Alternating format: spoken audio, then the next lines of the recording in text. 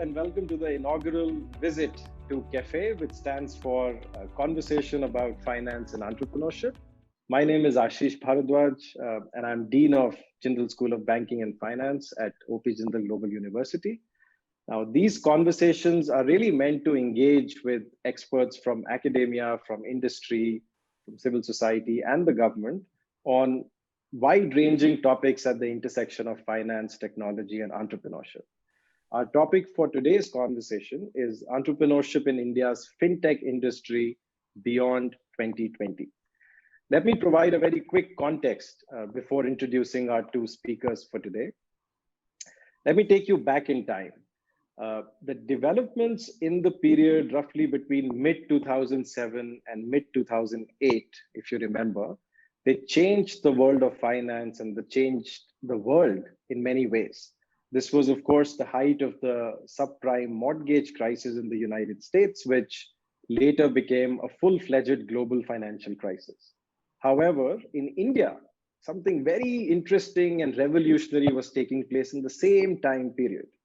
And that was the amendments to the Payment and Settlement Systems Act 2007 being passed by the Parliament at the end of the year 2007. And it came into force with effect from mid-2008. Now, this set in motion a chain of positive reactions, including setting up a new department in the RBI exclusively for payments and settlements, establishing the National Payments Corporation of India as the umbrella organization, setting up the UPI, the Unified Payments Interface, and so much more, with the very interesting and sole objective of enabling our massive nation embrace a countrywide, user-friendly, interoperable digital payment system. Many factors helped us in this transition. Of course, no one organization or company or individual can do this. The first one is the enabling environment and the role that was played by our regulators and policymakers. But importantly, the credit also goes to the entrepreneurial ventures and startups that are still at the vanguard of digital finance and fintech in India. Now, last year, in a thumbs up to India, Google wrote to the US Federal Reserve Board about the very successful example of our UPI-based digital payment system.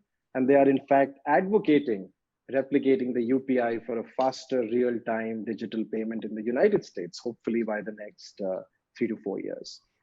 Now, India might be second to none in the growth and potential of financial technologies and digital payments. To discuss how all of this happened and what we can look forward to, I'm delighted to welcome our two speakers to this inaugural CAFÉ. Let me introduce both of them quickly. Ashita Digiri is head of fintech policy at Cashfree. Ashita is a tech lawyer by training with expertise in policy and compliance issues, in technology, in fintech, in privacy. At Cashfree, she works extensively on payments policy and regulation, retail payments, API banking, payments innovation, mobile wallets, and so much more. In fact, a few weeks ago, I believe Cashfree completed 5 wonderful years in the digital payment space. So hearty congratulations to you for that, Ashita. Our second speaker of today is Rohit Lohia, who's a vice president at Paytm. Rohit is an entrepreneur and a former and a very successful management consultant who has excelled in so many different areas, including strategy and product design and organizational transformation. In his current role, he works very closely with the founder of the company, Paytm, in many areas within financial services. Thank you so much for joining us, and I'm glad you could take the time out.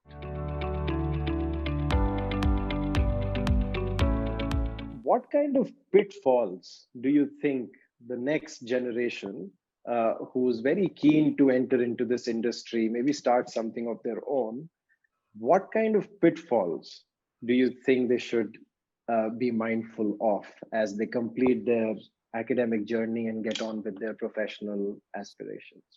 Let's talk about it in two parts. Let's talk about it in terms of what pitfalls to avoid when you are with respect to your academics, and the second is what pitfalls to avoid if you're starting a business of your own and you're thinking about entrepreneurship.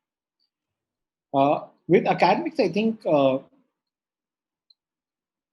we as a society have overrated, and I don't think I'm the first person to say this. I'm probably the millionth person to say this. We've overrated marks, right? And although we've gone through the right kind of institutes, I can still say that we've overrated marks and scoring. When you hit the ground, it's not the marks that matter.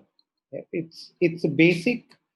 It's a combination of what you've learned, how you've evolved your thinking process, and what kind of attitude you bring on the table.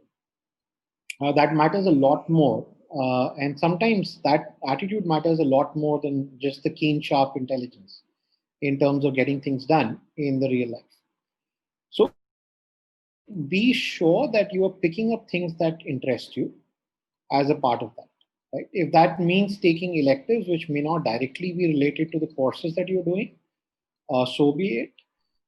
Engineering and MBA is not, it's traditionally been a track that a lot of people have followed, but that doesn't necessarily need to be the track towards a fulfilling career. Successful, I think, is a bit of a misnomer because you never know when somebody is successful, right? But at least to a fulfilling career, it's important that you do what you really like to do. And I think the same argument extends when you talk about entrepreneurship. And I'm talking about this from experience that is personal and experience that I have gained through conversations with a lot of colleagues, a lot of friends who've looked at the space, who've taken their own dive in the whole environment of trying to create something of their own. Never get into starting a business because it's fashion. Never get into starting a business because you think a particular area is getting funded.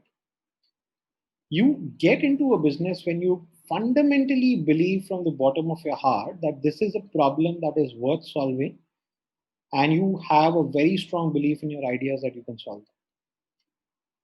You will discover a lot during the way. The journey is not going to be simple. The journey is more complex than what it looks from outside.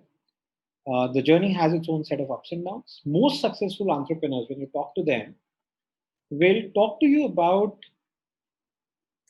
from the outside, it seems like a person had one idea and it succeeded. Right? It's never one idea that succeeds. You have to have that gut to be able to play that idea out, to fall, to change that idea, to tweak that idea and come back again. You cannot do it if you are in it for the wrong reasons. So if you're in it because it's fashionable, if you're in it because you think it's great to be an entrepreneur, if you're in it because you did not like your job, or if you're in it because it's getting funded, I would say it's better to avoid that kind of a mindset of jumping into an entrepreneurship environment.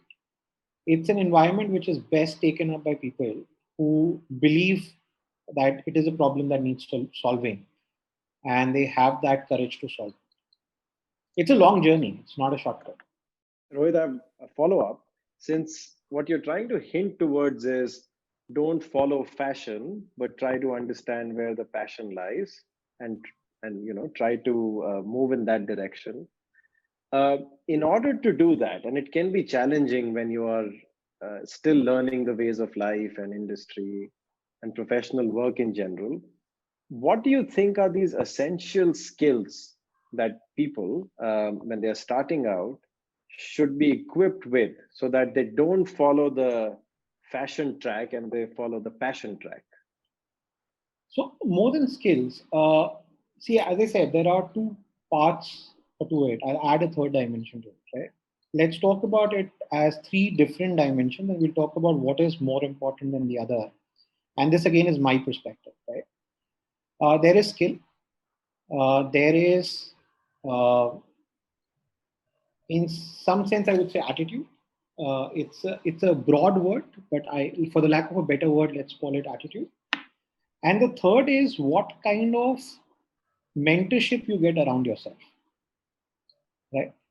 Skills in this age of internet can be learned. You will always sharpen them with experience. You will always get better when you do things on your own, rather than just reading or hearing about it or watching it on a channel. But skills can be learned. right? And a lot of skills today, a lot of skills which are important are also digitally learnable skills, right? You can't probably learn driving, but you can learn a lot of different skills online. Attitude is fundamental, and attitude comes from experiences, and you tend to experience more when you have interest and when you take things in your hands and you start doing them. That doesn't need to come from your education. It can come from the family setup. It can come from the circle you keep. It can come from sports. It can come from education. It can come from organizing events in college. It can come from many different areas. But building that attitude of being able to see something through is important. Building that attitude of wanting to learn and improve is important. The third aspect, which often gets missed, is mentorship and guidance. Create an ecosystem around you which can mentor you, which can help you. And this is probably the only shortcut available, right? You can learn from other people's experience. There are famous quotes around it, but it is as relevant as it was yesterday. And it's probably going to be as relevant going forward. Get a good set of mentors. If you want to get into a field, talk to people from that field. Understand that field before you straight away jump into something because it seems interesting from the outside. Right? Get the right set of mentors who can guide you in your journey. Right? Get the right set of mentors who can tell you about the pitfalls in that journey. Right? A good coach helps you become a good player. There will always be exceptions, and there will always be naturals who became great players without the help of a coach. Right? But a coach can help you become a better player faster. That's where I would say the third aspect, which is usually underrated. But if you're really looking at making something happen for yourself, that's an area which is equally important. Ashita, what are your words of wisdom on someone who's trying to figure out what pitfalls to avoid given the academic professional journey you've had? And what kind of advice would you like to offer? So I think, say, as a policy lawyer today, one thing is when I was studying, or say the internships that I was doing, I was interning from the very beginning, from the first year itself. I never really understood where it would all lead to. Like what I did back then and what I'm doing now, there is no connection to it in terms of the field, but it all comes together. So, what I'd say for someone who maybe doesn't really know what they're doing is it doesn't matter. At this stage, it doesn't matter. Explore everything, explore whatever you can, try out new things, experience everything, and at some point it will fall into place. You will find what you want to do, and all that experience, all the work that you have put in college, at some point it will all come together. It will aid you. Like, say, something like due diligence is something that lawyers are very complain about because it is a very onerous task. And this was something I did a lot during my internship years. And today, when I do something like privacy compliance, I draw from that experience. So I never knew that something that I thought was onerous during my college years would one day help me this way to like, it gave me a new skill which you don't really see the connection to. So that's one. Try out everything. If you know where you're going and what you're doing, great, go ahead. But for those who don't, try out everything, work hard at it, learn everything that you can. So that's one. And second is, as you progress through life, maybe networking becomes very important. The people you know, the people you are connected with, a lot of opportunities come via your network. And I think students need to realize that college is the first network they build. Their peers, their professors, everyone they meet there. So value that, take advantage of that.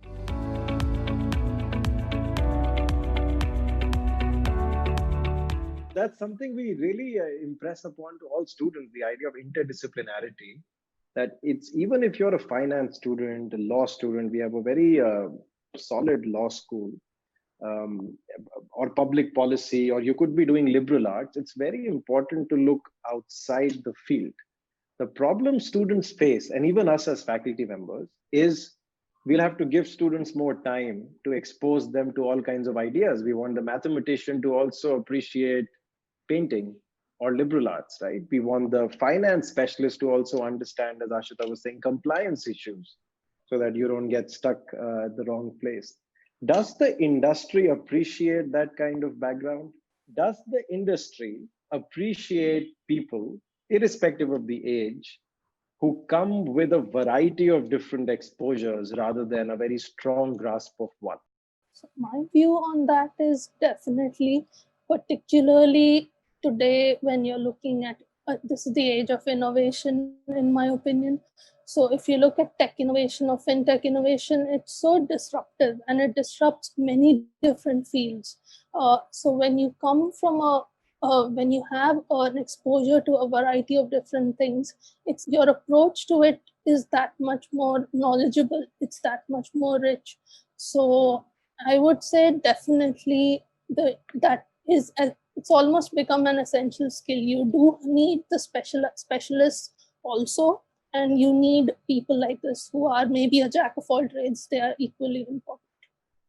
So that's my I would second that, and I would agree with that. Otherwise, I would definitely feel not valued enough. Background is precisely what you mentioned. You go through many different projects, and those projects are not linear and are not functionally aligned to one function. They're not aligned to one business. You go through a variety of different experiences and different set of problems that you solve. Makes you a good generalist. See, I would probably take it back to a bit of fundamental on how the organizations are structured. The traditional structure of the organization with very strong silos of function or business units, those kind of environments tend to rely a lot more on specialists.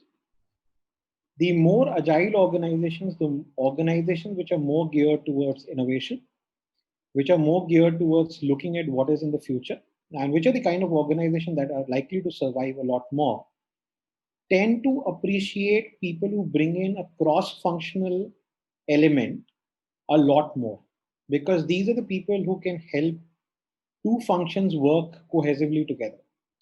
In the tech industry, there is a role of a product manager, and the product manager's role is precisely this. And in a lot of tech companies, you will hear about a product manager being a second CEO.